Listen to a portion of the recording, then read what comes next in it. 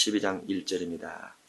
그동안에 물이 수만 명이 모여 서로 밟힐 만큼 되었더니, 사람이 얼마나 많이 모였으면 밟힐 만큼 되었을까요? 아주 많은 거죠. 밟힐 만큼 되었더니 예수께서 먼저 제자들에게 말씀하시되 바리새인의 누룩 곧 외식을 주의하라. 바리새인들의 누룩 곧 외식을 주의하라. 바리새인들의 누룩은 무엇일까요? 곧 외식이죠. 외식이 바리새인들의 누룩이에요. 그대로 써졌죠. 그대로 써졌습니다. 바리새인들의 누룩이 마태복음 16장에 보면 다르게 써졌죠. 같이 비슷하지만은 마태복음 16장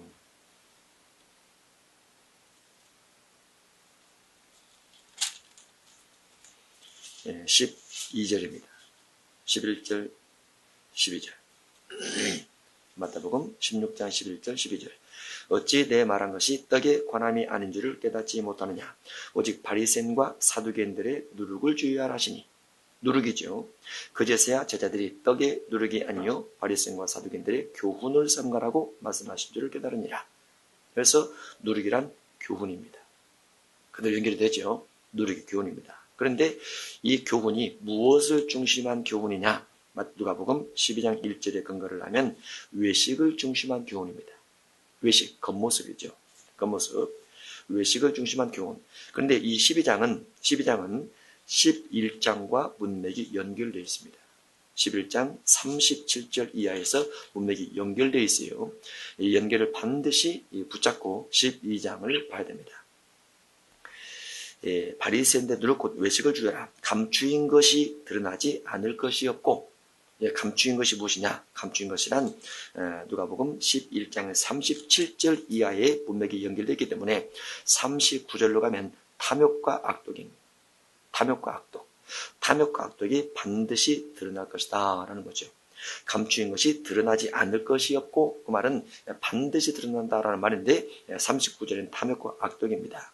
그것이 42절로 가면 공의와 하나님께 대한 사랑 없는 박하와 운양과 모든 채소의 11조를 말합니다. 42절로 가면 43절로 가면 높은 자리에 앉는 것과 시장에서 문안 받는 것을 기뻐하는 것, 이것을 말하고요. 44절로 가면 병토장한 무덤과 같은 그와 같은 마음들에 대해서 반드시 드러날 것이다 라고 되어 있습니다. 그리고 46절로 가면 46절 어리훈 짐을 사람에게 지우는 것, 이것이 감추인 것들입니다. 47절로 가면 선지자들을 죽인 자들의 후손, 이것이 감추인 것이죠. 그러니까 앞부분에서 말씀하고 있는 누가복음 11장에서 말씀하고 있는 내면 속에 잘못된 악한 것들이 결국은 감추인 것으로 기록이 되면서 드러나지 않을 것이 없고 숨긴 것이 알려지지 않을 것이 없나니 해서 내면에 감춰진 모든 것이 다 드러나리라 라고 되어 있습니다. 이것이 어느 때 드러나게 되느냐? 계시록 20장 11절 이하에 백보자 심판 때 다 드러나게 됩니다. 그때는 아무것도 감출 수가 없어요. 어떤 것도 감출 수가 없습니다. 자기가 지은 죄에 대해서, 자기가 마음먹은 악함에 대해서 하나님 앞에 다 직고하게 되어 있죠. 직고. 로마서 14장도 보겠습니다. 로마서 14장 10절입니다. 로마서 14장 10절로 12절까지. 시작. 내가 어찌하여 내 형제를 비판하느냐? 어찌하여 내 형제를 업신여기느냐? 우리가 다 하나님의 심판대 앞에 서리라. 기록되었을 때 주께서 이르시되 내가 살았느니 모든 무릎이 내게 꿇을 것이요 모든 혀가 하나님께 자백하리라 하였느니라. 이러므로 우리 각 사람이 자기 일을 하나님께 직고하리라.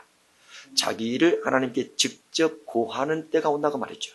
그때가 어느 때냐? 10절에 보니까 심판대 앞에서라고 되어 있습니다. 심판대는 계시록 20장 11절 이하의 심판대입니다. 물론 회개를 하면 다 지워집니다.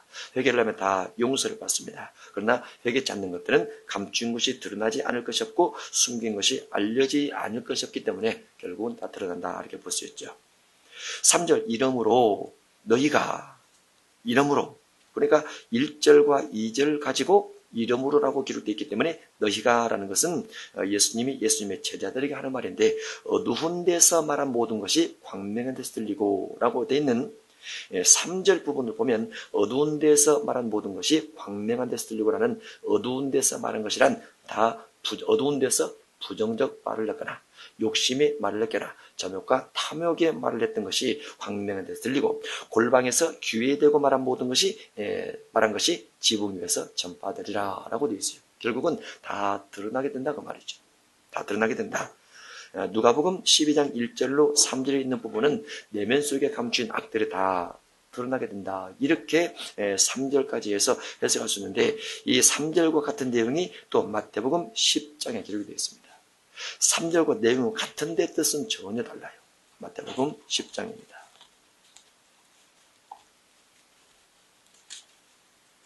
마태복음 10장 27절입니다.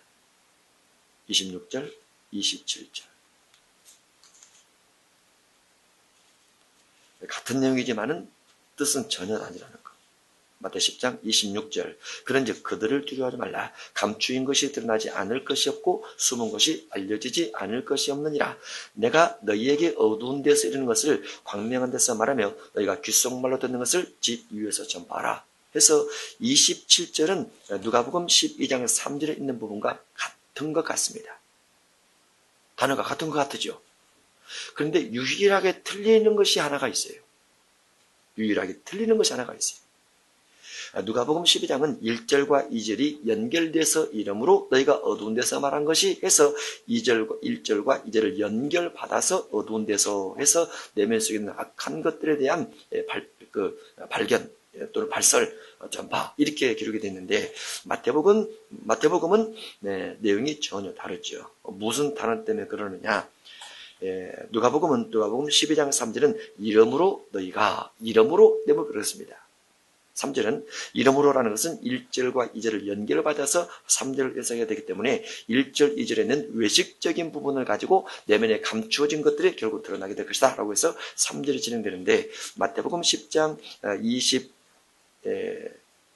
26절 그리고 27절 부분에서는 27절은 무슨 단어 때문에 그러냐? 내가 너희에게 라는 단어 때문에 그렇습니다. 내가 너희에게. 그러면 예수님의 제자들에게 어두운 데서 이르는 것을 이렇게 되는 거죠. 그렇죠? 누가복음은 예수님의 제자들에게 이르긴 하지만은 바리새인 것을 가지고 연결시켜서 말씀하고 있는 부분이고 마태복음은 예수님의 제자들에게 어두운 데서 일렀다고 말이죠. 그래서 마태복음 10장 27절 내가 너에게 어두운 데서 이르는 것을 광명한 데서 말하라. 그 말은 어두운 데서 복음에 관련된 것, 하나님의 나라에 관련된 것을 말한 것이 있으면 너희는 광명한 데서 말하며 너희가 귓속말로 예수님을 통해서 들은 것이 있으면 집 위에서 전파하라 해서 마태 10장은 복음 전파입니다. 복음 전파. 그런데 누가복음 12장은 복음 전파가 아니고 심판 때 마음속에 있는 악한 것들에 대해서 결국 심판받으리라라는 부분이 누가복음 12장 3절에 되어 있다는 거. 이러부르라는 단어와 너희가라는 부분 때문에 연결돼서 그렇습니다. 누가복음 12장 4절입니다. 내가 네 친구 너에게 말하노니 몸을 죽이고 그 후에는 능히 더 못하는 자들 두려워하지 말라. 몸을 죽이고 무엇 때문에 몸을 죽입니까? 외식 중심한 사람들이 내면 중심한 사람들에 대해서 핍박을 하겠다고 말했죠. 외식 중심한 사람들이 인격 중심한 삶을 살아가는 제자들을 향해서 핍박과 또는 죽임까지 줄 수 있다고 말했죠. 내가 내 친구 너에게 말하니 몸을 죽이고 그 후에는 능히 더 못하는 자들을 두려워하지 말라. 그래서 외식주의자를 두려워하지 말라라고 되어 있습니다. 외식주의자, 내면 중심하지 않는 마땅히 두려워할 자를 내가 너희에게 보리니 그 죽인 후에 또한 지옥에 던져놓는 권세 있는 그를 두려워하라. 누구를 두려워하라고요? 주님을 두려워하라고 말이죠. 주님이 왜요? 주님이 우리를 지옥에 던질 수 있기 때문에. 그러면 문맥상으로 하면 지옥에 가는 자가 누굽니까? 외식하는 자가 지옥에 가는 거죠. 다 드러나서 다 알려져서 외식하는 자가 지옥에 가게 되는 겁니다. 외식이란 명예와 권세와 탐욕과 방탕과 정의와 긍일 믿음 없는 이와 같은 것들을 외식이라 그러죠. 누가복음 11장에 있는 것처럼 마땅히 두려워할 자를 내가 너에게 보내리니 그 죽인 후에 또한 지옥에 던져 넣는 권세 있는 것을 두려워하라. 내가 참으로 너에게 이르노니 그를 두려워하라 해서 반복적으로 예수님만 두려워할 것을 말씀하고 있습니다.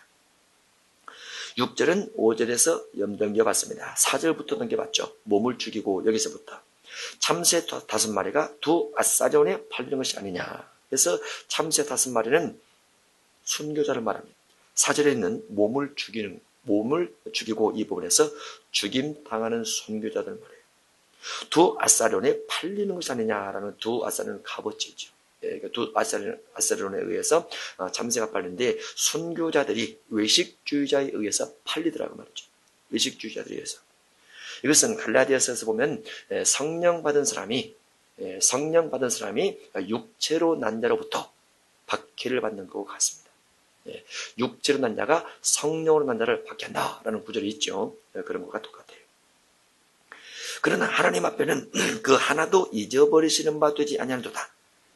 어떠한 사람이 순교를 당하든 몇 명이 순교를 당하든 5명이 당하든 10명이 당하든 500명이 순교를 당하든 하나님은 한 사람 한 사람을 다 기억하더라고 말이죠. 다 기억하더라. 그것을 무엇을 비유 삼았느냐? 실제를 비유 삼는 겁니다. 순교자에 대한 완벽한 하나님의 지식, 순교자에 대한 완벽한 하나님의 하나님이 다 알고 계신다고 말이죠. 순교자에 대해서 그것을 머리털까지 다 쓰신 바 되었다라고 예화를 듣습니다. 그래서 7절은 예화입니다. 순교자에 대한 예화. 머리털까지 다 쓰신 바 되었나니 두려워하지 말라. 너희는 많은 참새보다 더 귀하기 때문에 하나님께서 순교당하는 순간 순교당하는 사람, 순교당하는 신앙 다 알고 있다고 말이죠. 8절 내가 또한 너에게 말하니 누구든지 사람 앞에서 나를 시인하면 해서 문맥상으로 하는 8절 부분이 사람 앞에서 나를 시인하는 것은 이 사람이 누구냐면 이 사람이 4절에 있는 몸을 죽이는 사람입니다. 몸을 죽이는 사람. 8절 하나만 따면 예수님을 시인하면 천국에서 시인받을 것이요. 그렇게 되지만은 4절부터 계속 문맥이 이어지면서 설명되어진다고 하면 예수 믿는 사람을 내면 중심한 사람을, 인격 중심한 사람을 죽이려는 외식주의자들 앞에서 예수님을 시인하게 되면 인자도 하나님의 사자들 앞에서 그를 시인할 것이요 라고 문맥이 연결되어 있죠. 그래서 우리가 보통 신앙 고백한다고 하면 평상시 아무런 때나 기분 좋을 때 주님을 신앙 고백하고 교회 다니면서 신앙 고백하는 것과 성경에서 말하는 예수님을 시인하는 부분은 달라요. 성경에서 말하는 예수님 시인하는 부분은 우리가 생명에 위협받음에도 불구하고 신앙 때문에 생명에 위협받음에도 불구하고 그런 가운데서 신앙을 고백할 수 있느냐, 주님을 시인할 수 있느냐 이걸 말하고 있는 거죠. 그것이 제대로 된 시인이죠. 제대로 평소에 다 시인하고 다녔다가 정말 물질적 어려움이라든가 육신적 질병의 어려움이라든가 환경적 신앙의 어려움이 나는데 그러면 예수님 없다 라고 말하면 예수님이 계신다면 왜 내게 이와 같은 어려움을 주셨나 이렇게 생각한다면 주님을 신하지 않는 거예요. 그 주님을 부인하게 되는 것이죠. 그래서 8절 내가 또한 너에게 말하노니 누구든지 사람 앞에서 나를 신하면 인자도 하나님의 사자들 앞에서 그를 신할 것이요.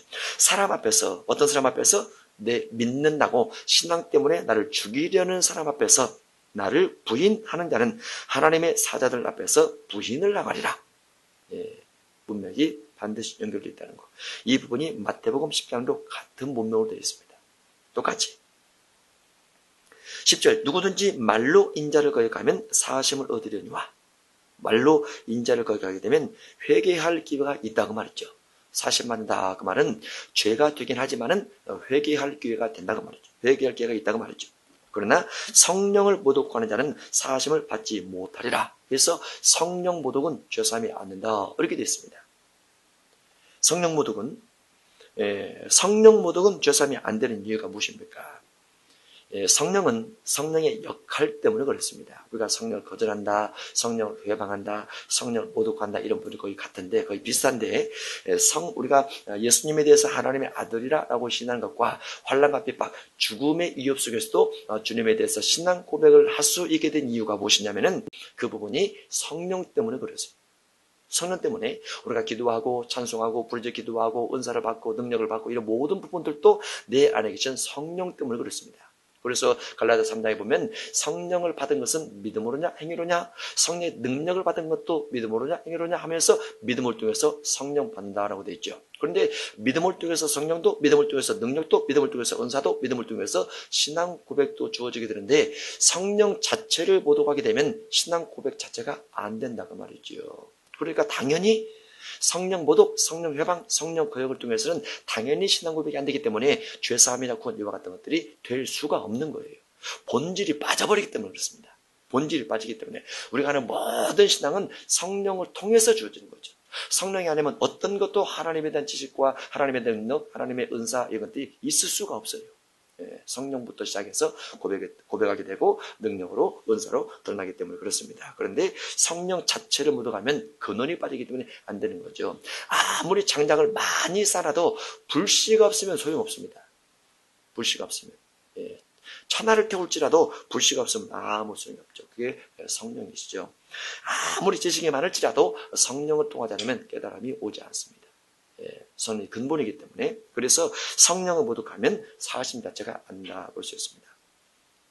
11절, 사람이 너희를 회당이나 유정자나 권세 있는 자 앞에 끌고 가거든 어떻게 무엇으로 대답하며 무엇으로 말할까 염려하지 말라. 염려가 무엇에 그 회방거리가 되냐면 성령이 내 안에서 나를 통해서 일하는 회방자입니다. 성령이 일하는 통로의 막힘이 염려 때문입니다. 염려 때문에. 그래서 마땅히 할 말을 성령이 곧 그때에 너에게 가르치시리라 하면서 복음을 전파하다가 회당, 위정자, 권세 있는 자 앞에 끌려가거든 성령을 통해서 말할 수 있게 제발 염려 좀 하지 말라라고 되어 있는 거죠. 염려 좀 하지 말라. 성령을 통해서 다 우리에게 성령이 우리에게 가르쳐 주시게 되죠. 또한 11절에서 우리가 무엇을 참고해 볼 수 있냐면 분명히 예수님 믿는 사람, 예수님 믿는 제자들이 또는 예수 믿는 사람들이 복음을 전파하다가 누구에게 잡혀져 가게 되냐면 회당에 잡혀져 갑니다. 이것도 하나 기억해야 되죠. 회당이 어딥니까? 신약으로 하면 교회를 말합니다. 교회. 또 하나 유정자입니다. 유정자나 권세 있는 자 누굽니까? 정치 세력을 가진 자입니다. 정치적으로, 종교적으로 예수 믿는 사람, 외식 중심하지 않고 내면 중심하고 외식 중심하지 않고 인격 중심한 신의 성품 중심한 신앙적 삶을 살아가는 사람을 교회와 또는 정치 지도자들이 핍박과 박해를 가면서 죽일 수 있다. 그러나 염려하지 말라. 성령이 어떠한 말을 주시든지 그때 준 말을 하라라고 되어 있습니다. 그러면 11절과 12절 시대는 우리가 무엇이 필요합니까? 성령 충만이 필요하죠. 염려하지 않는 성령 충만이 필요합니다. 왜냐하면 성령 충만하게 되면 어떠한 회당, 어떠한 유정자, 어떠한 권세 앞에서도 주의 복음에 대해서 담대하게 말할 수 있겠죠. 바울처럼 또는 베드로처럼. 그렇게 되어 있습니다. 누가복음 12장 13절입니다. 무리 중에 한 사람이 이르되 선생님 내 형을 명하여 유산을 나와 나누게 하소서 하니 유산입니다. 유산을 나누게 하소서 하니 이르시되 이 사람아 누가 나를 내 재판장이나 물건 나누는 자로 세웠느냐 하시고 예수님은 복음 사역 가운데 천국 복음을 전파하시고 귀신 들린 자를 되어 쫓으시고 질병을 치료하며 하나님 나라의 복음을 전파하셨는데 여기에 유산 나누는 것 때문에 예수님께 다가와서 상담을 요청하니 예수님께서 나는 그런 일 때문에 이 땅에 온 것이 아니다라고 말을 하죠. 말을 하지만 15절 이하에서 설명을 해줍니다. 설명. 그들에게 이르시되 그래서 무리 중 한 사람이 왔지만은 둘러선 무리를 향해서 말씀하십니다. 그들에게 이르시되 삼가 모든 탐심을 물리치라. 그래서 유산상속에 대해서 재판 좀 해달라고 요청하는 그 사람을 향해서나 주변 모든 사람에게 탐심 물리치라 라고 말을 합니다. 그래서 이 탐심은 어디에서 출발하느냐? 유산에서 출발합니다. 유산에 대해서 욕심 부리면 탐심입니다. 물론 형님이 유산을 더 많이 가져갔겠죠. 유산을 다 가져갔겠죠. 동생이 받은 것이 없겠지요. 동생은 받은 것도 없고 가진 것도 없지만 형의 것을 명해서 나누어 달라고 요구하는 것 자체를 본문에서는 탐심이라고 되어 있습니다. 탐심이라. 그들에게 있을 때 삼가 모든 탐심을 물지라. 사람의 생명이 소유의 넉넉한 데 있지 아니하니라. 이게 생명이란 영생이란 단어와 같습니다. 사람의 영생이 소유의 넉넉한 데 있지 아니하니라. 소유가 넉넉한데 영생이 있지 아니하니라 라고 되어 있어요. 예, 우리의 기도 제목 속에 무엇입니까? 우리의 기도 제목이 넉넉한 데 있죠. 그러면 탐심이라 보셨습니다. 예, 거기는 영생이 없어요. 사람의 생명이 소유가 넉넉한 데 있지 아니하니라. 또 비유로 그들에게 말하여 이르시되, 비유 무엇에 대한 비유입니까? 예, 탐심에 대한 비유입니다. 탐심, 소유가 넉넉한 것도 탐심이지만은 탐심에 대해서 비유로 그들에게 말하시되, 한 부자가 그 밭에 소출이 풍성하며, 예, 농사가 잘 됐어요. 사업을 해서 돈을 잘 벌었어요. 많은 이익을 얻었어요. 소출이 풍성하며 심중에 생각하려되 내가 곡식 쌓아둘 것이 없으니 어찌할까 하면서 고민에 빠졌습니다. 또 이르되 내가 이렇게 하리라, 내 곡간을 헐고 더 크게 짓고, 여기서부터 탐심의 목록이 그대로 들어갑니다. 탐심의 목록이 15절에도 13절에는 유산을 나눠 받으려는 부분도 탐심이지만 15절에 소유가 넉넉한 것도 탐심이요, 18절에서 탐심의 목록이 쭉 기록이 되는데, 내 곡간을 헐고 더 크게 짓고, 크게 짓는 것, 내 모든 곡식과 물건을 거기에 쌓아두리라, 쌓아두는 것, 탐심입니다. 또 내가 내 영혼을 기를 때, 영혼아 열에 쓸 물건을 많이 쌓아뒀으니 평안히 쉬고 먹고 마시고 즐거워하자 해서 먹마입 중심으로 살아가려는 것, 노후를 먹마입 중심으로 살아가려는 것, 예, 이것도 탐심입니다. 우리의 소망과 같죠. 우리의 소망. 하나님은 이르시되 어리석은 자여, 오늘 밤에 내 영혼을 도로 찾으리니 그러면 내 준비한 것이 누구의 것이 되겠느냐 하셨으니, 자기를 위해서 재물을 쌓아두고 하나님께 대하여 부여하지 못한 자가 이와 같이 탐심이다 라고 되어 있습니다. 그래서 결론은 21절입니다. 13절부터 해서 21절까지 결론, 탐심의 결론은 무엇이냐? 하나님께 재물을 쌓지 않고 자기를 위해서만 재물을 쌓아두게 되면, 자기를 위해서 한 것이 하나님을 위해서 한 것보다 많으면 그것이 탐심이다 라고 되어 있어요. 탐심. 네, 하나님께 많이 쌓아야 되죠. 하나님께 많이 쌓는 게 좋습니다. 하나님께 많이 쌓아서 이 땅에 풍성해지는 것은 죄가 아닌데, 하나님께 안 쌓고 이 땅에서 풍성해지는 것은 죄입니다. 22절, 또 제자들에게 이르시되, 또 제자들에게 이르시되라고 됐으면은 22절 이하는 앞에 있는 13절 이하를 문맥으로 있습니다. 그러니까 어떻게 보면은 탐심의 한 부분이 22절 이하로 가고 있다라고 볼 수 있죠. 또라고 되기 때문에 탐심에 대해서 비유로 말씀하시고, 그 다음에 또 들어서 말씀하고 있기 때문에, 또 제자들에게 이르시되 그러므로 내가 너희에게 이르더니 너희 목숨을 위해서 무엇을 먹을까, 몸을 위하여 무엇을 입을까 염려하지 말라. 왜 갑자기 예수님께서는 목숨을 위해서 먹을 것, 입을 것 염려하지 말라 이렇게 말씀하셨을까요? 앞에 있는 13절부터 21절까지 내용 중에서 탐심 부리지 않고, 노후를 위해서 준비하지 않고 뭔가 하나님의 나라를 위해서 더 많이 쌓다 보니까 결국은 노후가 걱정이 될 수 있다고 말했죠. 걱정이 될 수 있는데 걱정하지 말라라는 거죠. 먹을 것과 입을 것, 마실 것에 대해서 걱정하지 말라라는 겁니다. 23절, 목숨이 음식보다 중하고, 여기서 목숨이란 영혼을 말합니다. 육체적 목숨이 아니고 영혼을 말해요. 왜냐하면 주님 앞에 다 드려서 내가 육신적으로는 연약하다고 말이죠. 그런데 연약한 육신보다도 육신보다도 음식보다 목숨이 음식보다 중하고, 영혼이 음식보다 중하고, 몸이 의복보다 중하다 말이죠. 하늘에 쌓는 것과 땅에 쌓는 것, 어떤 그런 차이가 있죠. 까마귀를 생각하라. 심지도 아니하고 거두지도 아니하며 골방도 없고 창고도 없을 때 하나님이 기르시다니 너희는 새보다 얼마나 더 귀하냐. 여기서 너희는 이 말은 21절처럼 산 사람은 그렇게 봐야죠. 보물을 하늘에 많이 쌓아둔 자, 그 사람, 너희는 새보다 얼마나 더 귀하냐. 또 너희 중에 누가 염려함으로 그 길을 한 일이라도 할 수 있느냐. 그런즉 가장 작은 일도 하지 못하면서 어찌 다른 일들을 염려하느냐. 백합바라를 생각해보라. 하늘에 쌓은 자들아, 백합바라를 생각해보라. 실도 만들지 않고 짜지도 아니하느니라. 그러나 내가 너희에게 말하더니 솔로몬의 모든 영광으로도 입은 것이 이 꽃 하나만큼 훌륭하지 못했는데, 보물을 땅에 쌓지 않고 하늘에 쌓아서 탐심하지 않는 사람들아, 염려하지 말라. 하나님께서 채워주시고 하나님께서 더 큰 영광을 줄 것이다 라는 거죠. 오늘 있다가 내일 아궁이에 던져질 불도 하나님이 이렇게 입히시거든 하물며 너희일까 보냐. 너희가 누구라고요? 예, 보물을 하늘에 쌓아둔 사람. 땅보다도 하늘에 쌓아놓은 것이 많은 사람.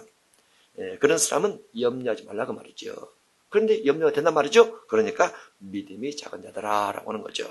보물을 하늘에 쌓아놓고 염려하면서 지내는 사람 곧 믿음이 작은 자들아. 너희는 무엇을 먹을까 무엇을 마실까요? 구하지 말며 근심하지도 말라. 이 모든 것은 세상 백성들이 구하는 것이라. 너희 아버지께서는 이런 것이 너희에게 있어야 할 것을 아시느니라. 다만 우리가 29절을 잘 보면 무엇을 먹을까 무엇을 마실까 하여 구하지 말며 근심도 하지도 말라라고 되어 있어요. 어떤 것도 구하거나 어떤 것도 근심하지 말라고 되어 있습니다. 근데 31절에 보면 다만 너희는 그의 나라를 구하라 라고 되어 있어요. 한 부분에서 구하지 말라 한 부분에서 구하라 이렇게 되어 있죠. 예, 먹을 것 마실 것 입을 것을 위해서 기도하지 말라. 31절에서는 그 나라를 구하라라고 되어 있어요. 그러면 31절에 구하라는 무엇이냐? 31절에 그의 나라를 구하라. 그리하면 이런 것들을 너에게 더하시리라. 이제 먹을 것, 마실 것, 입을 것은 그 나라를 구하면 더해 주시겠다라고 되어 있습니다. 그러니까 구할 것이 무엇을 구할 것이 먼저 구할 것이 무엇이고 그렇게 구하면 하나님께서 무엇을 더하여 주시는가에 대한 순서가 되는 거죠. 32절 적은 무리여. 여기서 적은 무리는 무엇이냐면 21절처럼 하는 사람이 적다고 말입니다. 21절처럼 자기를 위해서 재물을 쌓아두고 하나님께 대해서 부여하지 못한 자. 그러니까 반대죠. 자기를 위해서 재물을 쌓아두고 하나님께 대해서 부여하지 못한 이와 같은 사람이 많고 자기를 위해서 재물을 조금 쌓아두고 하나님께 대해서 많이 쌓아놓은 사람이 적다고 말이죠. 그래서 그 적은 무리여 하나님께 쌓은 것이 많은 사람들아 무수하지 말라. 많이 쌓다 보니까 먹을 것 마실 것 입을 것에 대해서 무수하지 말라. 너희 아버지께서 그 나라를 너희에게 주시기를 기뻐하시느니라. 그러면 이 31절에서 구하라. 그 나라를 구하라. 32절에서 그 나라를 구하면 그 나라를 너희에게 주시기를 기뻐하시느니라. 그래서 29절 이하에서 구하라 하면서 무엇을 구할 것인가 31절에서 그 나라를 구하고 32절에서 그 나라를 주시기를 기뻐하시는데 그 나라가 무엇이냐 33절에 보니까 소유를 팔아 구제하여 낡아지지 않은 배낭을 만들라. 곧 하늘에 돈 바 다음이 없는 보물이니 해서 주님의 나라가 소유 팔아 구제하는 것을 주님의 나라라고 되어 있어요. 소유 팔아 구제하는 것. 구제가 주님의 나라예요. 구제가. 주님의 나라가 성전이 아닙니다. 물론 성전이라고 되어 있는 부분도 있어요. 있긴 있는데 누가복음 12장의 탐심을 이야기하면서 보물을 하늘에 쌓아라 말씀하시고 땅보다 하늘에 쌓은 것이 말해야 된다라고 말씀하신 이 문맥성으로 가면 여기서 말한 하나님의 나라는 소유를 팔아 구제가 주님의 나라라고 볼 수 있습니다. 그러면 29절에서 무엇을 먹을까 무엇을 마실까 무엇을 하여 구하지 말며 근심하지 말라. 그러면 구하지 말라. 31절에서는 구하라. 그러면 개인적 육신의 목적과 육신의 만족, 창고에 쌓을 것이 없도 넘치게 부어지기 위해서 구하지 말고 그것 때문에 구하지 말고 구제를 위해서 구하라고 말이죠. 구제를 위해서 마음껏 구하라고 말이죠. 그럼 구제를 위해서 마음껏 구하면 배낭을 만드는 겁니다. 배낭. 낡아지지 않냐는 배낭을 만들라. 곧 하늘에 있는 배낭입니다. 그 배낭이 땅에서 우리가 구제를 하면 하늘에 있는 배낭에 우리가 구제한 것에 대한 상이라든가 이런 것들이 자꾸 채워지게 되죠. 배낭을 만들라. 곧 하늘에 돈 바 다함이 없는 보물이니 배낭이 보물입니다. 그래서 구제가 그대로 상급으로 연결이 되죠. 하늘의 보물이기 때문에 상급으로 연결돼요. 배낭을 만들라.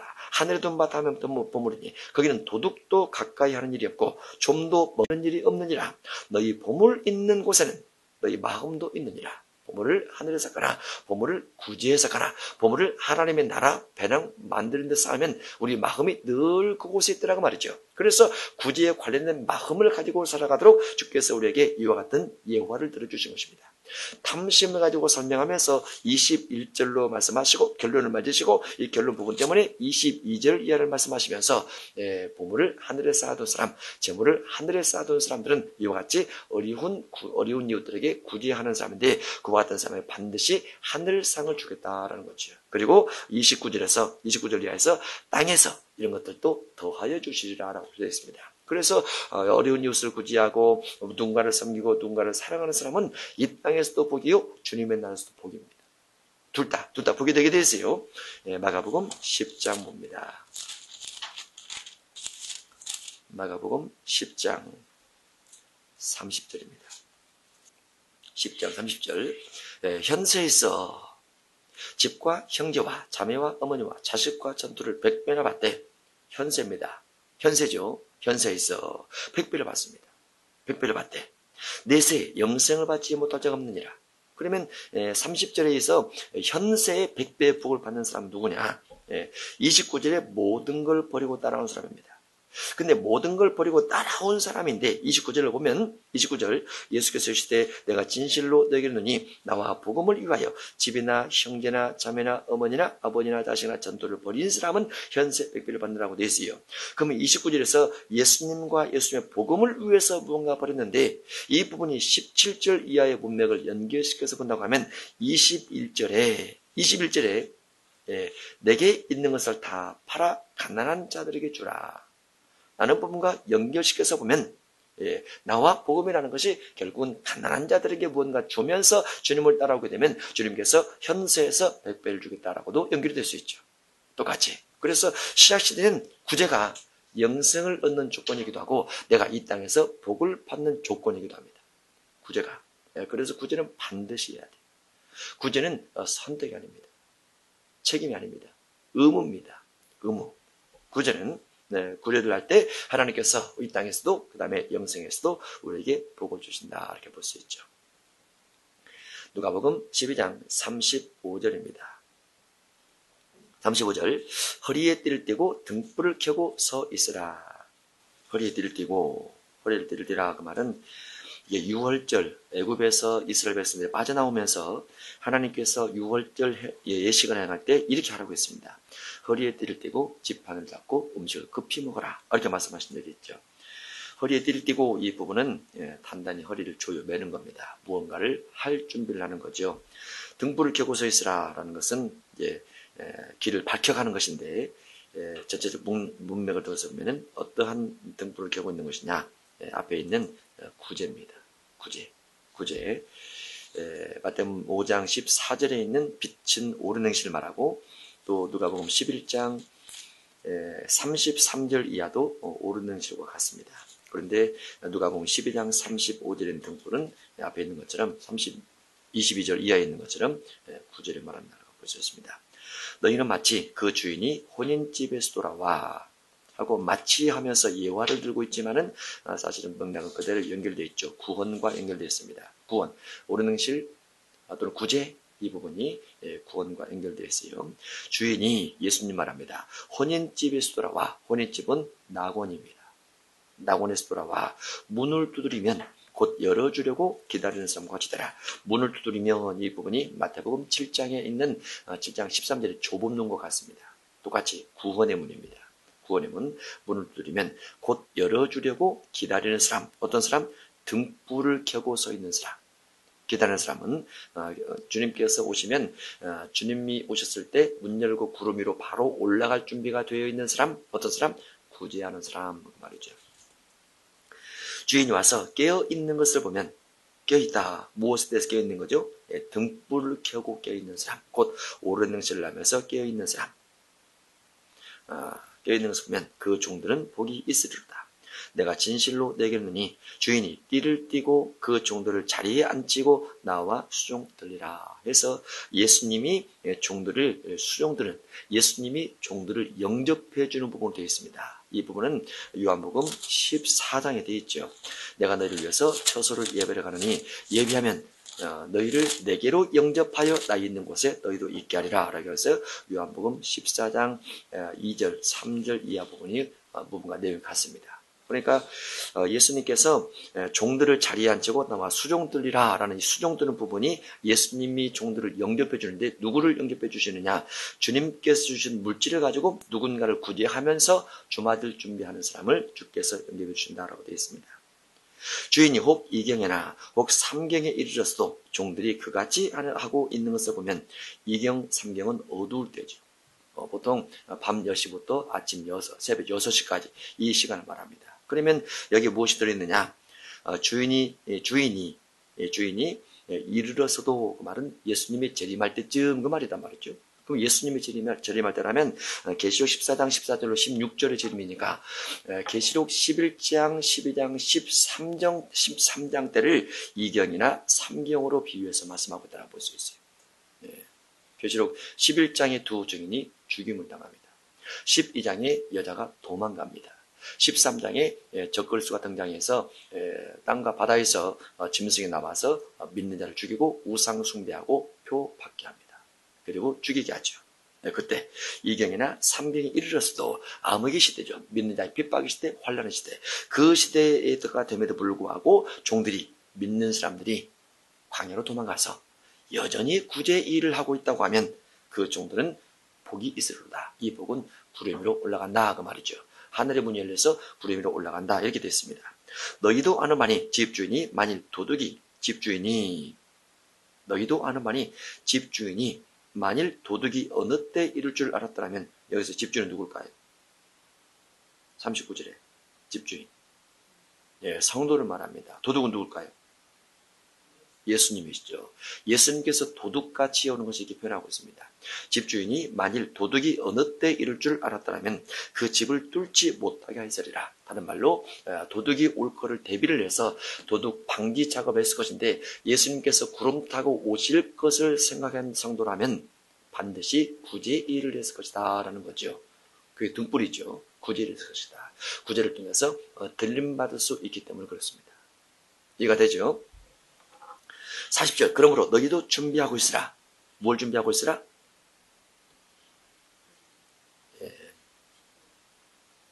문맥으로 하면 구제하고 있으라 말이죠. 준비하고 있으라. 구제하고 있으라. 생각하지 않는 때 인자가 오리라. 생각하지 않는 때 왜 생각을 못하게 될까요? 예수님 재림에 대해서 다 도망가서 적그리스도의 얼굴을 피해서 적그리스도의 핍박을 피해서 다 도망가서 주님께서 어느 때 어떻게 올지 전혀 예상할 수 없을 때에 예수님께서 오시기 때문에 인자가 오리라 하십니다. 베드로가 여짜오되 주께서 이 비유를 우리에게 하심이니까 모든 사람에게 하심이니까 주께서 이르시되 지혜 있고 진실한 청지기가 되어 주인에게 그 집 종들을 맡아 때를 따라 양식을 나누실 자가 누구냐? 지혜 있고 진실한 청지기. 무슨 청지기입니까? 양식을 나누어주는 청지기죠. 양식을 나누어주는 청지기.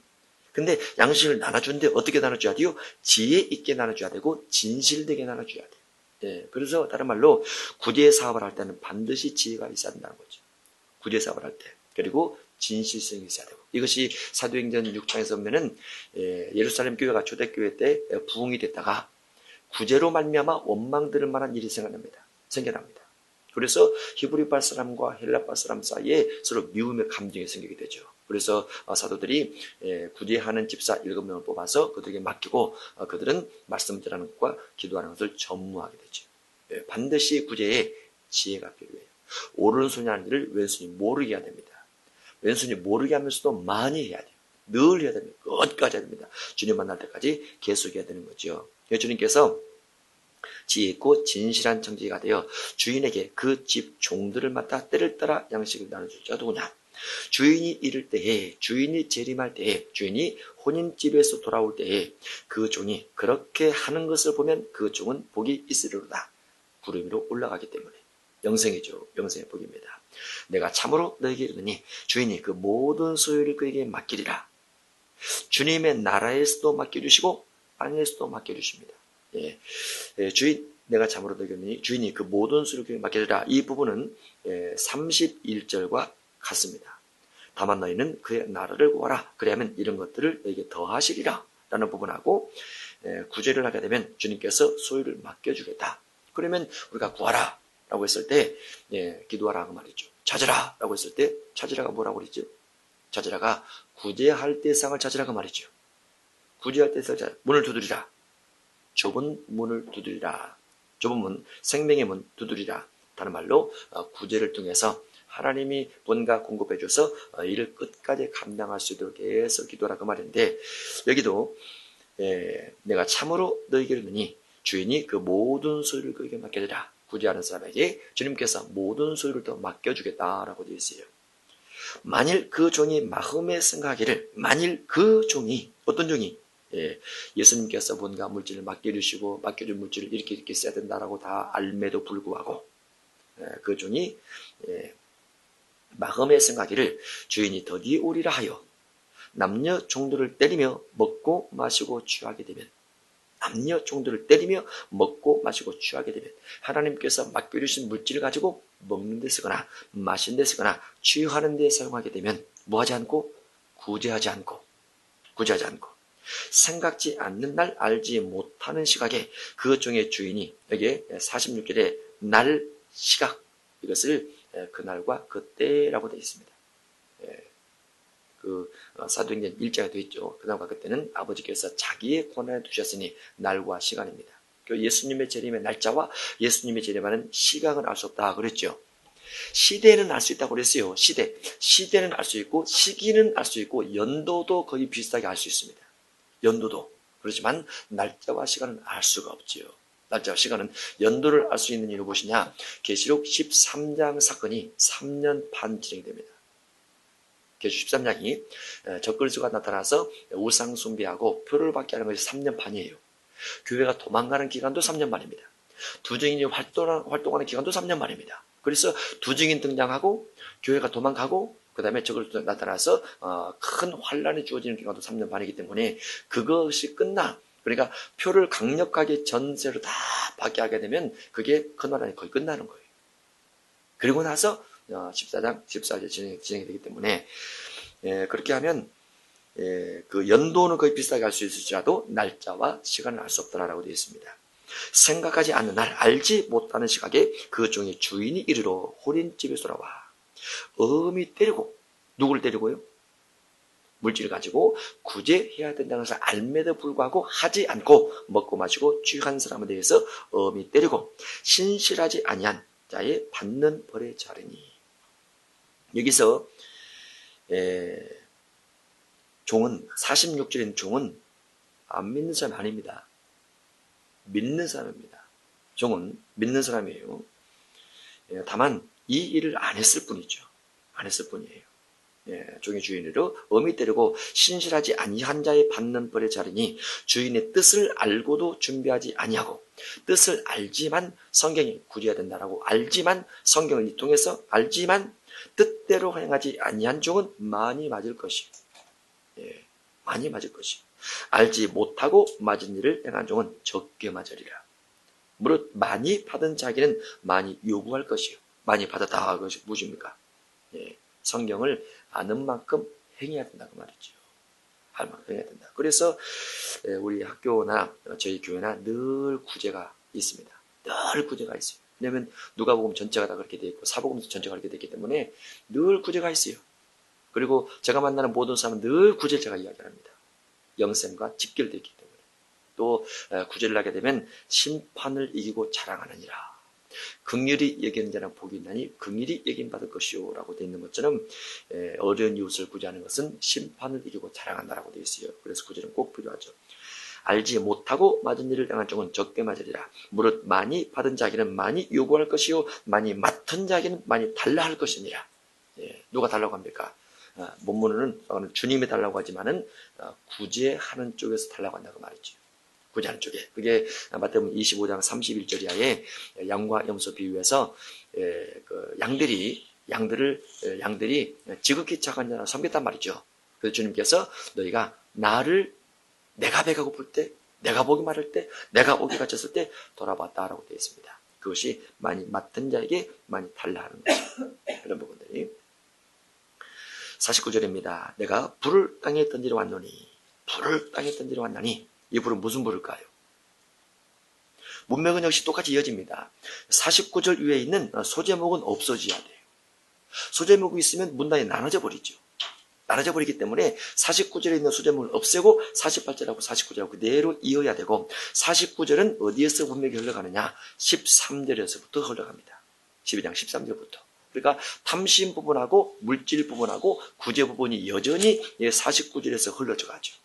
그럴 수밖에 없어요. 그럴 수밖에. 내가 불을 땅에 던지러 왔나니, 무슨 불이냐? 구제하고자 하는 사람하고 구제하지 않는 사람하고 갈등이 주어진다고 말이지요. 그게 불입니다. 그게 불. 예, 한 집안에서, 한 교회 속에서 우리가 교회를 집시다. 구제합시다. 구제하지 말고 교회를 집시다. 멋지게 집시다. 갈등이 생기죠. 한 집안에서 저축을 할까요? 구제를 할까요? 갈등이 생기죠. 어려운 사람이 다 어려운 이유가 있으니까 그들이 게으르고 나태하고 머리를 쓰지 않고 그러니까 가난하지. 그들이 스스로 먹고 살기 내둬야지. 왜 우리가 도와줘? 갈등이 생기죠. 그게 불이에요. 그게 불, 물질 구제에 대한 불입니다. 내가 불을 땅에 던지러 왔노니 이 불이 이미 붙었으면 내가 무엇을 원하리요? 예수님께서 말씀하면서부터 이미 불이 시작됐어요. 마태복음 6장 19절부터 불이 시작됐습니다. 거기서부터 불이 붙은 거예요. 너희 보물을 땅에 쌓아두지 말라. 하늘에 쌓아두라. 여기서부터 불이 붙었죠. 내가 불을 땅에 던지러 왔노니 이 불이 이미 붙었으면 내가 무엇을 원하리요? 예수님께서 물질에 대해서 설교를 하면 바리새인과 사두개인들이 비웃죠. 저들은 돈을 좋아하는 자들이라 하면서 비웃어요. 나는 받을 세례가 있으니 이 세례는 무엇입니까? 십자가지요. 십자가와 또는 분쟁 이런 것들이 세례입니다. 나는 받을 세례가 있으니 그것이 이루어지기까지 나의 답답함이 어떠하겠느냐. 십자가를 질 때까지 물질에 대해서 계속 사람들과 이와 같이 대화를 해야 되고 예수님에 대해서 핍박하고 대적하고 이런 일을 계속 겪어야 되는데 답답함이 어떠하겠느냐라는 거죠. 내가 세상에 화평을 주려고 온 줄로 아느냐. 내가 너에게 이르느니 아니라 도리어 분쟁하게 하며라. 분쟁, 무슨 분쟁? 똑같았죠. 불과 같습니다. 구제하느냐? 구제하지 않느냐? 그 분쟁이 있다고 말이죠. 야, 우리는 어떻게 먹고 살으라고 구제만 하고 그렇습니까? 그거죠. 우리는 어떻게 하라고? 분쟁. 이후부터 한 집에 5사람이 있어 분쟁하되 셋이 둘과 둘이 셋과하니 아버지가 아들과 아들이 아버지와 어머니가 딸과 딸이 어머니와 시어머니가 며느리와 며느리가 시어머니와 분쟁하리라. 뭐 때문에? 구제 때문에 분쟁하리라. 문맥이 그대로 이어진다는 것. 54절입니다. 또 무리에게 이르시되 너희가 구름이 서쪽에 쓰이는 것을 보면 곧 말하기를 소나기가 오리라 하나니 과연 그러하고 남풍이 부는 것을 보면 말하기를 심히 떠오리라 하나니 과연 그러하니라. 외식하는 자여 너희가 천지의 기상은 분명하는 줄 알면서 어찌 이 시대는 분간하지 못하느냐. 또 어찌하여 옳은 것을 스스로 판단하지 아니하느냐.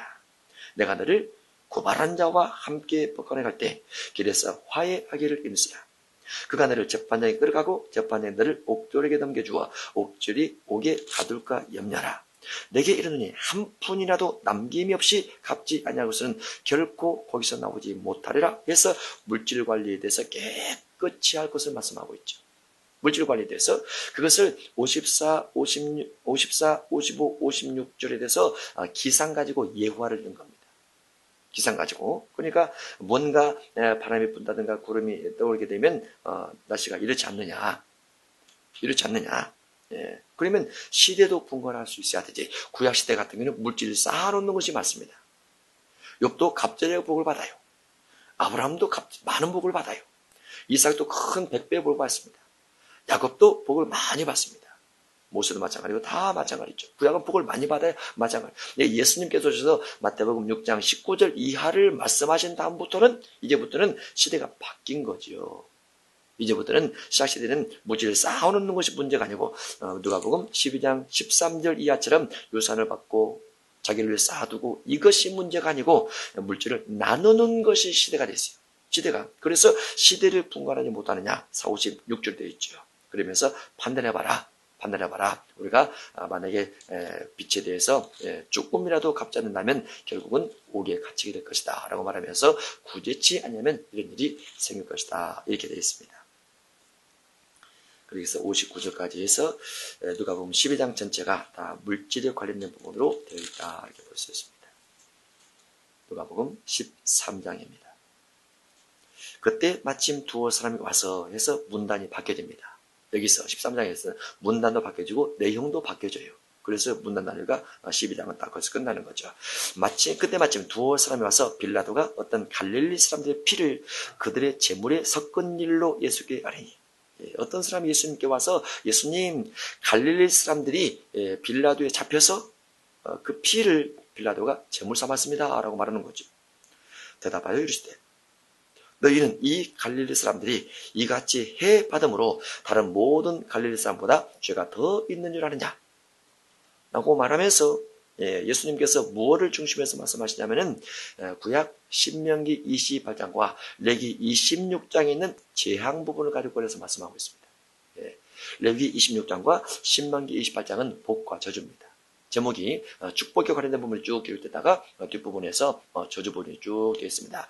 하나님의 계명과 하나님의 언약을 어기게 되면 하나님께서 저주를 주시고 하나님의 계명을 지키게 되면 복을 준다라는 부분이 두 부분이 되어 있지요. 언약 가운데 아주 큰 언약입니다. 사람들과 밀접한 관련되어 있는 복과 저주 언약인데, 그러면 13장 1절과 2절 가지고 생각을 하면 빌라도 제물에 섞여 들어간 사람 같은 경우는 뭔가 죄를 많이 져서 건다고 말이죠. 그래서 그 빌라도 제물에 섞여 들어간 갈릴리 사람들을 가지고 어떤 사람이 예수님께서 말하면서 예수님 저들이 섞여 들어갔으니까 죄를 많이 졌죠? 라는 거죠. 그리고 우리는 그 반면에 죄를 조금 졌죠? 라는 거죠. 제물에 안 섞여 들어갔으니까. 근데 예수님은 그렇게 말한 것이 아닙니다. 너희에게 이르노니 아니라 너희도 만일 회개치 아니하면 다 망하리라 해서 제물에 섞여 들어간 사람의 죄와 섞이지 않았지만 너희들의 죄가 같다라고 말해요. 같다. 이것은 무슨 말하느냐? 죄의 보편성을 말합니다. 누구나 다 죄인이라고 말이죠. 어떤 심판이 크다고 해서 많이 죄를 짓고 심판이 작다고 해서 조금 죄를 짓고 그것이 아니고 죄의 보편성. 이 부분이 마태복음 5장 21절 이하에 옛 사람에게 말한 바 살인치 말라 하였다는 것을 들었으나 나는 너희에게 이르노니 하면서 예수님께서 마흔법에 노하거나 나가라 하거나 밀놈을 한다든가 또는 음욕을 품고 여자를 본다든가 이런 부분도 다 같은 범주에 들어갑니다. 죄의 보편성이죠. 그것이 로마서 7장으로 가면 내 안에 내가 선을 추구하기를 원하지만 내 안에 또 다른 죄가 있어 나를 죄의 법 아래로 자꾸 끌어가는 것을 부른도다 부분과 같습니다. 그러니까 신약은 특별한 일을 만났다고 해서 큰 죄가 아니고 특별한 일을 안 만났다고 해서 작은 죄가 아니고 모든 사람이 똑같이 다 죄인이라는 거죠. 그리고 상대방에 대해서 판단하거나 평가하거나 정죄하지 말라 이런 부분이 또 우리가 같이 봐야 될 부분입니다. 3절 너희에게 이르노니 아니라 너희도 만일 회개하지 아니하면 다 이와 같이 망하리라. 그래서 일단은 갈릴리 사람들이 빌라도 제물에 섞여진 이유는 죄 때문이라 이거 하나 하고 또 한 가지는 회개치 않아서다라고 두 가지를 생각해 볼 수 있습니다.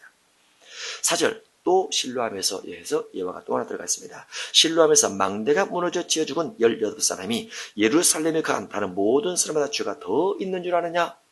물론 망대가 무너져 죽었어요. 예를 들어서 지진 나서 죽었어요. 건물이 무너져 죽었어요. 건물 짓다가 도로가 파괴돼서 무너져서 죽었어요. 그러면 사람은 죄가 더 있는 줄 아느냐? 아니라 너희에게 이르노니 너희도 만일 회개하지 않으면 다 이와 같이 망하리라. 그래서 두 가지 예화 속에 죄가 있다라는 것과 회개치 않았기 때문에 망한다라는 부분에 주님께서 두 가지를 말씀하십니다. 그래서 신학시대도 죄 때문에 망합니다. 또는 회개치 않기 때문에 망한다라고 볼 수 있어요. 이것은 누구에게나 다 해당된다라고 볼 수 있기 때문에 어떤 사람의 망함과 어떤 사람의 흥함에 대해서 나는 제외다, 나는 특수하다 이렇게 생각할 것은 없다라는 거죠. 자, 6절 이에 비유로 말씀하시되 그럼 이 비유는 무엇에 대한 비유입니까? 회개에 대한 비유입니다. 문맥이 연결되어 있어요. 문맥이 한 사람이 포도원에 무화과나무를 심고 싶더니 여기서 포도원은 교회를 말합니다. 무화과나무는 성도를 말합니다.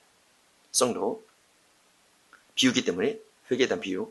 그러면 회개는 교회에서 하죠. 성도가 회개를 하는 거죠. 한 사람이 포도원에 무화과나무를 심고 싶더니 와서 그 열매를 구하였으나 얻지 못한지라. 열매 무슨 열매?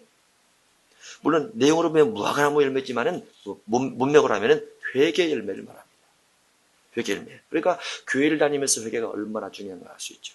이것은 앞에 12장에 있는 물질과는 또 다른 부분이에요. 열매를 구하였으나 얻지 못한지라.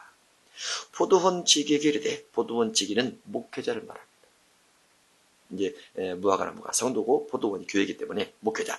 포도원 지기에게 이르되 내가 3년을 와서 이 무화과나무에서 열매를 구하되 무화과나무 누구에게 와서? 성도에게 와서 뭘 구하되? 회개를 구하되 얻지 못하니. 그러면 3년을 와서 회개를 구한다는 것은 예수님 믿은 이후에 짓는 죄에 대해서 회개를 주께서 요구하신다고 말이죠. 예수님 믿은 이후의 죄에 대해서 3년을 묻어서 예수님 믿기 이전의 죄는 왜 묻지 않습니까? 그거는 원죄는 예수님 믿음으로 사해지기 때문에 묻지는 않죠. 그러나 믿은 이후의 죄에 대해서 주님이 반드시 물으세요. 십자가 강도는 구원받을 수 있게 된 이유가 예수님 믿고 원죄가 사함받았기 때문에 살인, 강도, 이와 같은 죄가 사함받았어요. 십자가 위에서 예수님 믿음으로. 그리고 이후에 짓는 죄가 없지요. 바로 죽었기 때문에. 그런데 예수님 믿고 교회 다니면서 3년을 주님께서 회개를 요구하십니다. 그런데 이 사람이 뭐 했어요? 얻지 못하니라는 것은 회개를 안 했더라고 말이죠. 회개를 안 했더라. 찍어버리라. 회개치 않으면 어떻게 된다고요? 찍어버리라. 그럼 하나님께서 어떤 성도가 교회를 다니면 몇 년 정도까지 봐준다는 거죠?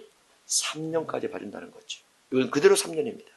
3년 그대로. 성경은 3년이라는 숫자가 예수님의 공생의 사역이라든가 그 두정인 광야 도망가는 것, 마지막 저 그리스도 활동 다 거의 3년 중심이에요. 그러니까 하나님께 줄 수 있는 최고의 기간이죠. 3년. 3년을 구하되 얻지 못하니 찍어내버리라. 그러면 교회 다니면서 3년 안에 회개치 않으면 주님께서 그 사람을 찍어버리겠다는 말이죠. 이때 회개는 무엇을 중심으로 회개해야 될까요? 죽은 행실 회개입니다. 죽은 행실. 계시록 3장 1절 이하에 있는 죽은 행실. 죽은 행실이란 무엇이냐면 믿기 전에 가지고 있었던 어떤 죄성이 믿은 이후에 본능의 줄기를 타고 자꾸 올라오는 겁니다. 죄성이. 그것을 회개하라고 말이죠. 그거를 누구나 본능이 있지만 믿기 전 어머니 뱃속에서 난 것은 첫째 태어나는 거죠. 그건 본능입니다. 성령을 받아서 성령의 본능이 또 있어요. 성령의 본성이 있습니다. 이 성령의 본성을 따라가는 것을 요한복음 3장 5절에 해서 물과 성령으로 거듭 태어났다라고 말하는 거죠. 그러면 말씀하고 그 다음에 진리에 계신 성령을 쫓아가는 삶의 본능이 있어요. 그 부분을 따라갈 때 우리가 이게 나 이렇게 볼 수 있는데 어찌 보나 찍어버려. 어찌 땅만 버리겠느냐. 이 땅은 포도원을 버리는 겁니다. 땅은 포도원을 버리는 거예요. 포도원. 그 포도원은 무엇입니까? 교회가 버려진다고 말이죠. 그러면 회개치 않는 사람이 3년 안에 회개치 않는 사람의 교회에 많아지면 많아질수록 그만큼 교회가 더러워진다는 거예요. 교회가 버려진다는 거죠. 물론 사람은 많을지라도 사람 많은 것이 중요한 것이 아니에요. 얼만큼 땅이 깨끗하게 됐느냐, 얼만큼 포도나무에 무화과나무에 열매가 있느냐, 이게 중요하단 말이죠. 열매, 무슨 열매? 회개 열매가 있느냐, 이것이 중요하다는 말이죠. 어찌 땅만 버리게 하겠느냐? 대답하야 돼. 주인이여, 금년에도 그대로 두소. 대답하야 돼. 주인이여. 지금 누가 뭐라고 있는 거죠? 포도원 지기가 주님께, 교회의 주인이신 주님께, 교회 주신 주님에게 주님 1년만 봐주세요 그 말이잖아요. 1년만 봐주세요. 하나님 저 성도 1년만 봐주세요. 내가 두릅하고 걸음을 주리니. 두릅하고 걸음을 주는 것이 무엇입니까? 마음을 다시 갈아엎어서 회개하도록 다시 한번 권면을 해주겠다고 말이지요. 회개하도록. 이후에 만일 열매가 열면 조건이와, 열매가 열면 무슨 열매? 회개 열매가 열면 조건이와, 그렇지 않으면 찍어버리소서. 그렇지 않으면, 다른 말로 회개치 아니하면, 회개합단 열매를 맺지 않으면 찍어버리소서. 그러면 교회에서 찍어버린다고 말은 교회에서 쫓아내버리겠다고 말이죠. 하나님께서 쫓아내버리겠다. 하나님이 쫓아내는 거예요. 교회에서 하나님이. 이런 부분을 우리가 다 13장 1절부터 5절의 문맥을 이어서 6절 이하가 이어져 가고 있다는 거.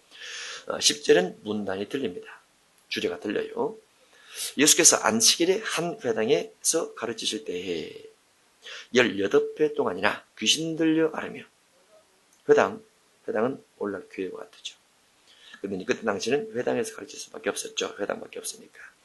18회 동안이나 귀신 들려 앓으며 꼬부라져 조금도 펴지 못하는 한 여자가 있더라. 여기서 이제 우리가 이해를 잘 해야 됩니다. 귀신은 영적 존재인데 육체를 지배합니다. 육체의 두 가지를 지배하는데 한 가지는 정신을 지배합니다. 귀신이 사람의 정신을 지배한다라는 부분이 어디에 나와 있냐면 마가복음 5장에 되어 있어요. 마가복음 5장 15절을 보면 걸어사 군대 귀신 들린 자에 대한 내용이 나오는데 그가 치료받고 나서 15절에 예수께 이르러 그 귀신 들렸던 자, 곧 군대 귀신 찝혔던 자가 옷을 입고 정신이 온전하여 앉은 것을 보고 두려워하더라. 그래서 귀신이 따라가고 나니까 정신이 온전히 되더라. 귀신이 들어있을 때는 정신이 없더라고 말이죠. 정신이 없더라. 그래서 귀신은 사람 몸에 들어올 때 정신을 지배하고 이 본문에 보면 18배 동이나 귀신들 아르며 꼬부라져 해서 육체도 지배합니다. 정신과 육체.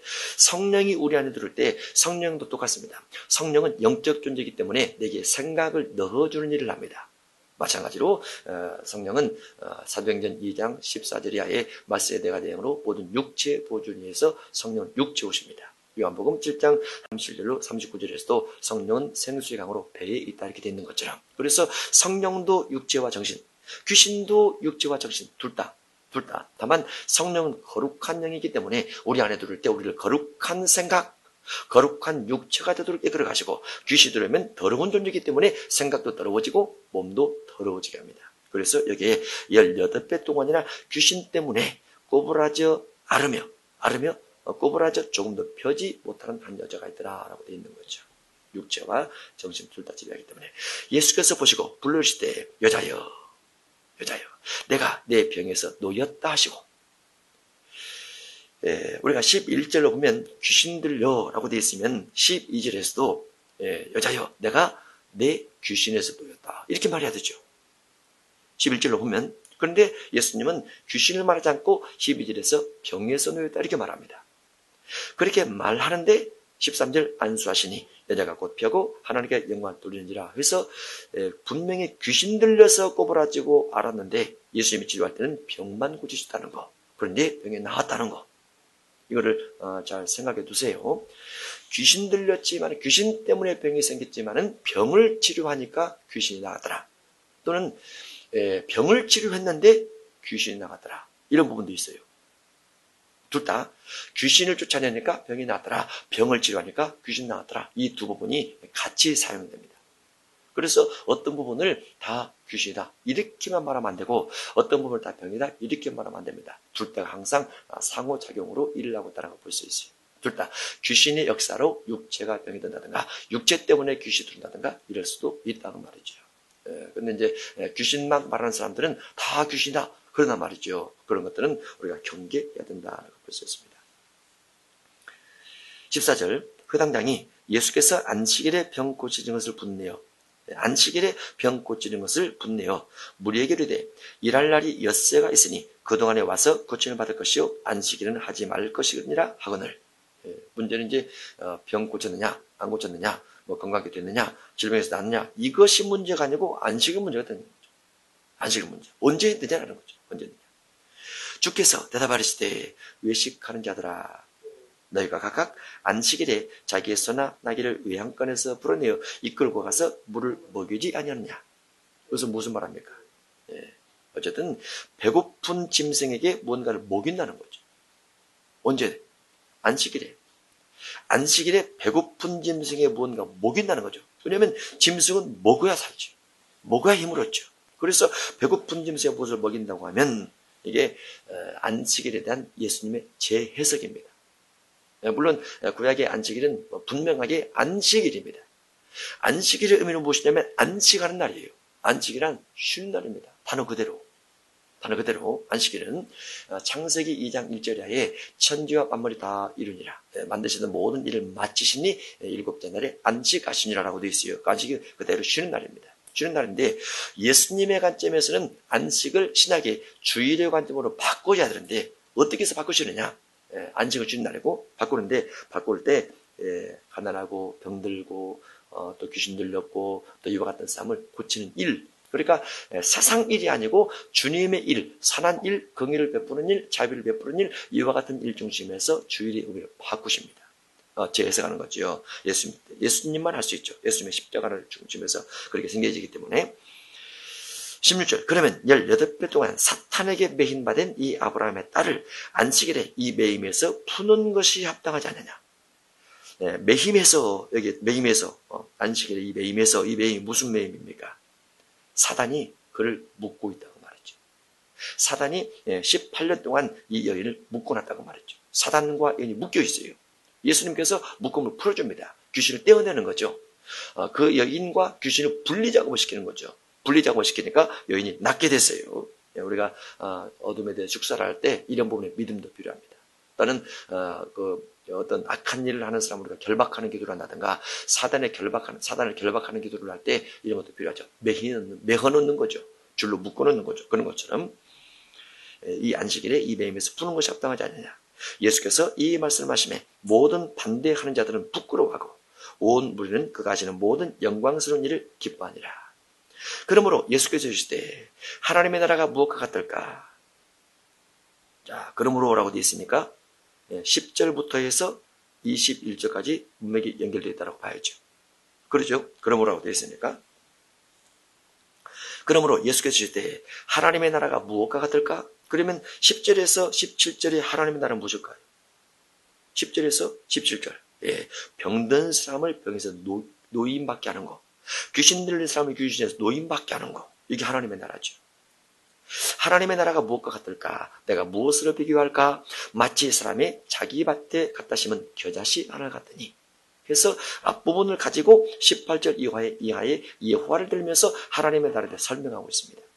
마치 사람이 자기 밭에 갖다 심은 겨자씨 하나 같으니 자라 나무가 되어 공중의 새들이 그 가지에 깃들였느니라. 또 이르시되 에서 여호와가 또 하나 들어갑니다. 내가 하나님의 나라를 무엇으로 비교할까? 마치 여자가 가루 사말 속에 갖다 넣어 전부 부풀게 한 누룩과 같으니라. 해서 그 두 가지 여호와가 하나님에 대한 여호와가 앞 뒷부분에서 두 가지가 들어가 있죠. 하나는 겨자씨, 하나는 누룩입니다. 이것은 마태복음 13장에 있는 겨자씨 비유와 누룩 비유와 같아요. 같은데 10절부터 17절까지 있는 것을 예화 삼아서 19절 이하에서 하나님의 나라로 연결시켜서 설명하고 있다고 볼 수 있죠. 19절 마치 사람이 자기 채소밭에 갖다 심은 겨자씨 하나 같으니. 그래서 누군가에게 말씀을 증거를 했더라고 말이죠. 겨자씨가 말씀이니까. 근데 채소밭에 갖다 심은 겨자씨 하나 같으니 자라 나무가 되어. 중요한 것은 하나님 말씀을 뿌렸으면 말씀에 대한 부분이 자라나야 된다는 거죠. 이게 하나 아주 핵심입니다. 자라난다는 것이 말씀이 어떻게 자라는가? 말씀이 어떻게 크는가? 말씀이 어떻게 생육 발육을 하는가? 말씀이 발육을 하죠. 이것은 삶을 말합니다. 성경에 따른 삶, 성경에 따른 지식적 삶, 믿음은 들음에서 나며 들음은 그리스도 예수님으로 말씀으로 말미암게 되는데 말씀을 듣고 말씀 따라 살게 되면 살게 되는 것이 자라나게 되는 거고 그것이 나무가 됩니다. 나무가 된다는 것은 말씀 따라 사는 것이 튼튼하다고 말이죠. 나무가 되어 공중의 새들이 그것까지 깃들었느니라. 공중에서 깃들었다 그 말은 나무가 튼튼하게 되니까 신앙이 견고하게 되니까 견고한 신앙을 보고 누군가 날라와서 그 가지에 깃들이더라고 말했죠. 누군가 날라와서 같이 신앙의 도움을 받으려고 하더라라는 부분입니다. 20절 또 이르시되 내가 하나님의 나라를 무엇을 비교할까? 마치 여자가 가루 사말 속에 갖다 넣어 전부 부풀게 한 누룩. 가루 사말은 우리의 마음을 말합니다. 19절로 하면 채소밭과 같죠. 채소밭. 19절에 있는 겨자씨는 21절에서 누룩과 같습니다. 그런데 19절에서 자라 나무가 되어 공중의 새들이 깃들였다. 이 부분은 21절에 부풀게 한 부분과 같습니다. 부풀게. 누룩이 부풀어 올랐다라는 것은 뭔가 점점 커졌다고 말이죠. 그러면 주제는 누룩이 아니고 하나님의 나라죠. 하나님의 나라, 하나님의 나라에 들어갈 수 있는 사람, 하나님 나라에 안착할 수 있는 사람, 다른 말로 내가 뭔가 신앙적인 부분을 가지고 신앙적인 부분이 점점 커졌다고 말이죠. 영향력이 점점 커졌다고 말이죠. 커져서 부풀게 한 누룩과 같다라고 되죠. 그러면 이제 우리가 주님을 영접하고 주의 말씀을 자꾸 듣는단 말이죠. 들으면서 신앙적인 부분이 커져야 돼요. 신앙적인 부분이 강해져야 됩니다. 신앙적인 부분이 능력이 있어야 돼요. 누군가에게 영향을 미쳐서 내 신앙 때문에 누군가 자꾸 내게 깃들으려고 할 정도로 내 신앙 때문에 누군가가 내 신앙 때문에 자꾸 성경적 도움을 받으려고 하고 기도의 도움도 받으려고 하고 말씀에 대한 도움도 받으려고 하고 그렇게 될 때 바로 그 사람이 하나님의 나라를 소유한 사람이다. 이렇게 볼 수 있는 것이죠. 22절 이하 문단이 또 나눠집니다. 이 부분하고 아래부터 들리죠. 예수께서 각 성 각 마을로 다니사 가르치시며 예루살렘으로 여행하시더니 어떤 사람이 여짜오되 주여 구원을 받는 자가 적으니까 그들에게 이르시되. 자, 여기서 다시 한번 22절. 예수께서 각성 각 마을로 다니사 가르치시며 예루살렘으로 여행하시더니 어떤 사람이 여짜오되, 어떤 사람은 믿는 사람일까요? 안 믿는 사람일까요? 믿는 사람이죠. 왜 그렇습니까? 주여라고 단어가 나오죠. 그 다음 단어가, 그러면 예수님을 주여라고 부르면 믿는 사람이죠. 주여, 구원을 받는 자가 적습니까? 그들에게 이르시되, 그들에게, 누구에게? 믿는 자들에게 이르시되, 이렇게 봐야죠. 믿는 자들에게 이르시되 좁은 문으로 들어가기를 힘쓰라. 누구에게? 예수 믿는 사람들아, 좁은 문으로 들어가야 된다. 그것도 힘써야 된다. 좁은 문으로 들어가기 위해서 힘써야 된다. 내가 너희에게 이르노니, 너희가 누구죠? 믿는 사람에게 이르노니 들어가기를 구하여도, 교회 다니면서 예수님 믿는 사람이 천국 들어가기를 원하여도 구하여도 못하는 자가 많으리라. 믿는 사람이 좁은 문 들어가기를 구하여도 못하는 자가 많아요. 아주 많습니다. 집주인이 일어나 문을 한 번 닫은 후에, 집주인, 주님 재림을 말합니다. 문을 한 번 닫은 후에 너희가 밖에 서서 문을 두드리며 주여 열어주소서. 여기서 똑같은 또 나오죠. 너희가가 누굽니까? 너희가가 믿는 사람들이 그 말이죠. 믿는 사람들이 밖에 서서, 어디? 집주인 문 밖에 서서 문을 두드리며 주여 열어주소서. 주여, 믿는 사람이죠. 열어주소서 하면 그가 대답할 때 나는 너희가 어디에서 온 자인지 알지 못하노라. 예수님께서 모른다는 거죠. 모함에도 불구하고 주여라고 이름 부름에도 불구하고 주여라고 문을 두드림에도 불구하고 주님께서 모른다라고 되어 있어요. 모른다. 그때 너희가 말하되 우리는 주 앞에서 먹고, 주 앞에 어딥니까? 교회를 말합니다. 주 앞에는, 왜냐하면 성전이 주님의 이름으로 된 곳이기 때문에 주 앞에서라는 것은 성전을 말입니다. 성전에서 먹고 마셨으며, 그런데 신앙의 중심이 기록되어 있죠. 주 앞에서 주로 한 일이 무엇이라고요? 먹고 마시는 것 중심에서 교회를 다녔다고 말이죠. 먹고 마시는 것 중심에서. 주는 또한 우리를 길거리에서 가르치신다이다. 주님이 우리를 가르쳐줬단 말이죠. 그런데 27절 답이 있습니다.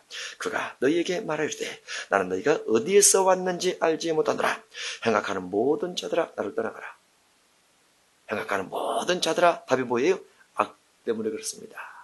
행악했기 때문에, 악을 행했기 때문에 주님께서 나를 떠나가라 라고 말씀하시고, 악을 행했기 때문에 어디에서 온 자인지 알지 못하더라 이렇게 말씀하시고, 악을 행했기 때문에 믿지만 구하여도 들어갈 수가 없다라는 거죠. 주의 이름으로도 들어갈 수 없다 그 말이죠. 악을 행했기 때문에. 그러면 좁은 문이란 결국 어떤 사람이 들어가는 겁니까?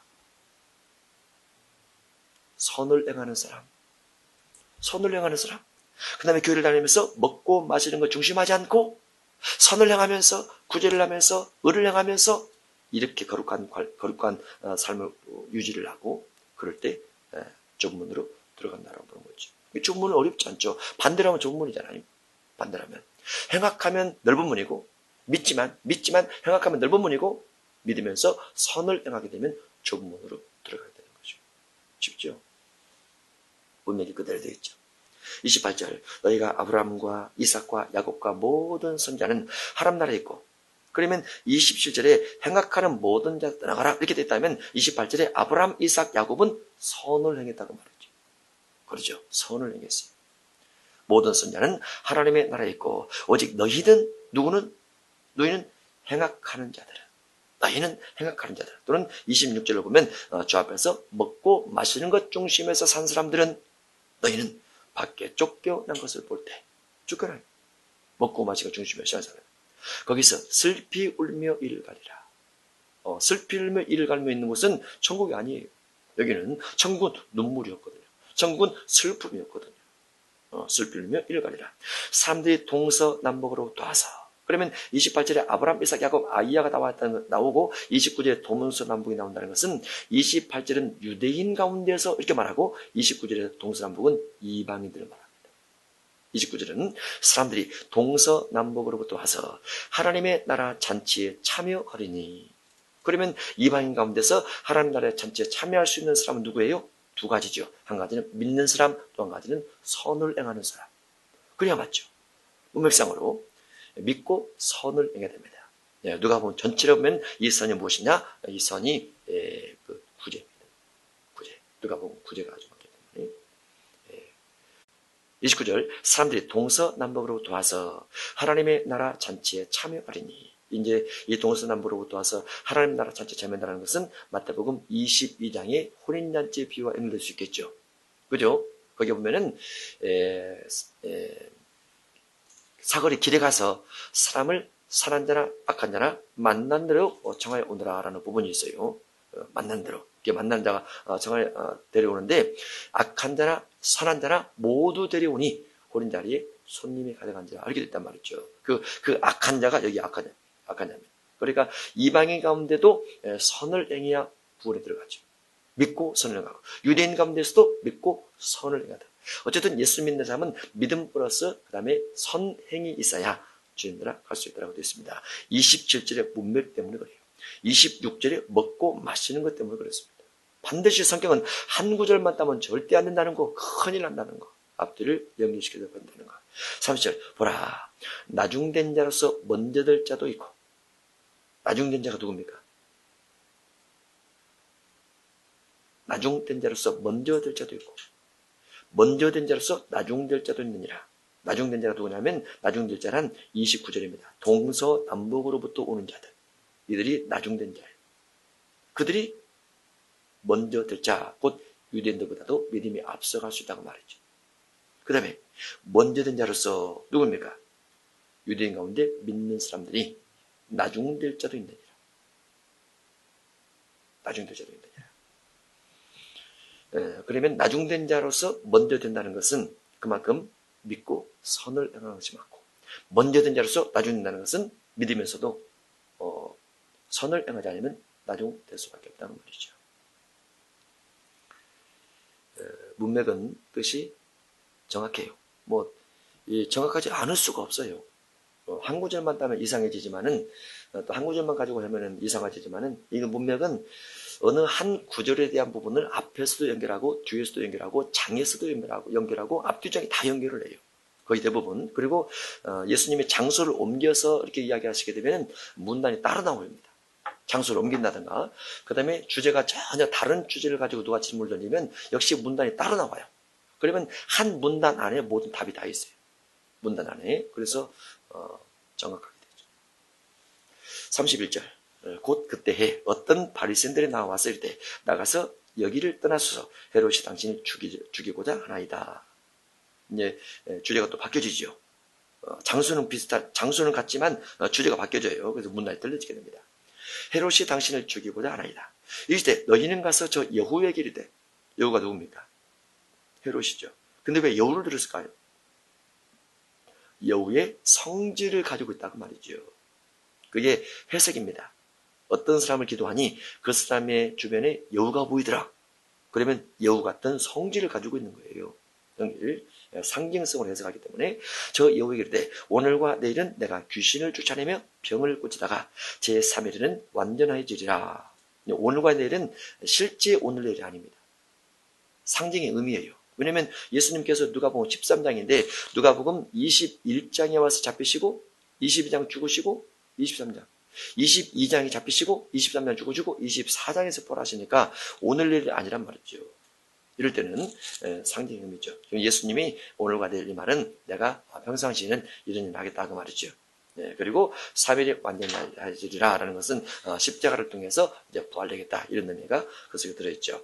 오늘과 내일은 내가 귀신을 쫓아내며 병을 고치다가 제3일에는 완전해지리라. 그러나 오늘과 내일과 모레는 내가 갈 길을 가야 하리니 선지자가 예루살렘 밖에서는 죽는 법이 없느니라. 예루살렘 안에서 예수님께서 사형 언도를 받으시고 영문 밖에서 육체가 죽임이 당하십니다. 알았죠? 이 부분 예루살렘 밖에서 죽는 법이 없다 그런데 성 밖에서 예수님께서 아골골짜기를 가셔서 거기서 죽음을 당하세요. 십자가. 이건 이제 아사살량 때문에 그렇습니다. 이런 부분도 분별이 필요하죠. 예루살렘 밖에서 죽는 법이 없느니라. 예루살렘아 예루살렘아 선자들을 죽이고 내게 파송된 자들을 돌로 치는 자요. 암탉이 제 새끼를 날개 아래 모험같이 내가 너희 자녀를 모으리 한 일이 몇 번이냐. 그러나 너희가 원하지 아니하도다. 암탉은 누구에 대한 비유입니까? 아버지지요. 아버지. 제 새끼는 예루살렘 사람들입니다. 예루살렘, 하나님께서 예루살렘 사람들을 날개 아래, 보호 아래 모험같이 너희 자녀를 모으려 한 일이 몇 번이냐. 새끼 자녀. 그러나 너희가 원하지 아니하도다. 하나님께서 그들을 긍휼히 여기고 그들을 보호하고 그들을 어떤 선을 행함으로 구원을 받게 하려고 그렇게 애를 썼지만은 그들이 스스로 원치 않았더라고 말이죠. 보라, 너희 집이 황폐하여 버림받으리라. 내가 너희에게 이르느니 너희가 주의 이름으로 오시는 일을 찬송하려다 할 때까지는 다시 나를 보지 못하리라 하시니라. 그래서 예수님께서 재앙에 대해서 너희 집이 황폐하여 버림받으리라 라고 말씀을 하십니다. 근데 35절에 황폐하여 버림받으리라, 이 이유가, 황폐하게 되는 이유가 무엇입니까? 황폐하게 되는 이유가 34절 때문에 그래요. 33절, 34절 마찬가지입니다. 하나님의 선지자들을 핍박하고 죽이고 보호받지 않고 자꾸 대적하게 되니까 하나님께서 그들을 황폐케 하는 거죠. 그들을 심판하는 거죠. 믿음의 사람에 가는 길에 어떤 핍박과 억압을 통해서 그들을 학대하게 되면 하나님께서 그 순교자의 호소, 순교자의 피를 받으시고 그 땅에 대한 진노를 내리십니다. 그래서 계시록 6장에 보면은 순교자가 호소하면서 우리 피를 갚아주지 않으시기를 언제까지 하십니까? 라고 하나님께 반문하니까 하나님께서 너희 동무 종들도 너희처럼 순교가 될 때까지, 수가 차기까지 기다리라 라고 말을 하죠. 그 말은 핍박하는 자가 더 많이 주어질 때까지 기다려, 그 말입니다. 또 그 말은 핍박하는 자가 많다는 것은 그만큼 죄악이 범람할 때까지 기다려, 그 말이고, 죄악이 범람한다는 것은 하나님이 심판하겠다라는 거죠. 이게 순교자 때문에 심판하는 것이 아니고 믿는 사람을 순교시키는 악한 자들의 악이 많아지니까 하나님께서 그들을 심판하는 거예요. 그것이 창세기 15장 12절에 이하에서 아브라함이 하나님께서 아브라함과 약조를 맺죠. 언약을 맺으면서 가나안 땅의 죄악이 아직 충만하지 않기 때문에, 채워지지 않았기 때문에 아직 그 땅을 줄 수 없다. 그러나 죄악이 차게 되면 이제 후손을 통해서 그 땅을 차지하게 하리라. 이렇게 언약 주는 것과 똑같습니다. 그래서 우리도 하나님의 심판이 어느 때에 주어지느냐, 우리가 악이 충만하게 찰 때, 그때 우리가 심판받아요. 조금 악 때문에 늘 심판받는 것이 아니고 악이 어느 정도 채워지게 되면 하나님이 그때 우리를 심판하십니다. 그러나 그 전에 우리가 돌이켜 회개를 한다든가 그러면 우리 죄가 사망한다고 볼 수 있죠. 개인적으로도 어떤 질병이라든가 어떤 육신적 고난이라든가 이런 부분도 다 거기에 관련되어 있습니다. 거기 관련됐어요.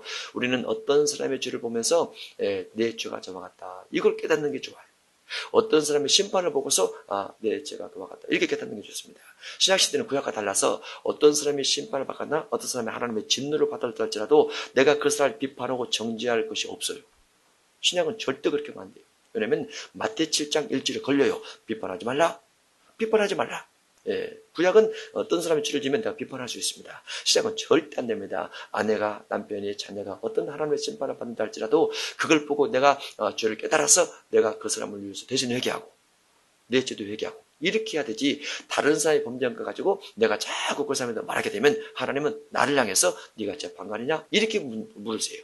그래서 시작은 일체의 비판을 받는다는 거, 사람에 대해서, 죄인에 대해서, 또 진노받은 자에 대해서, 오직 우리가 주님의 은혜로 살고 섬기면서 기도하면서 사는 것이 맞다, 이렇게 볼 수 있습니다.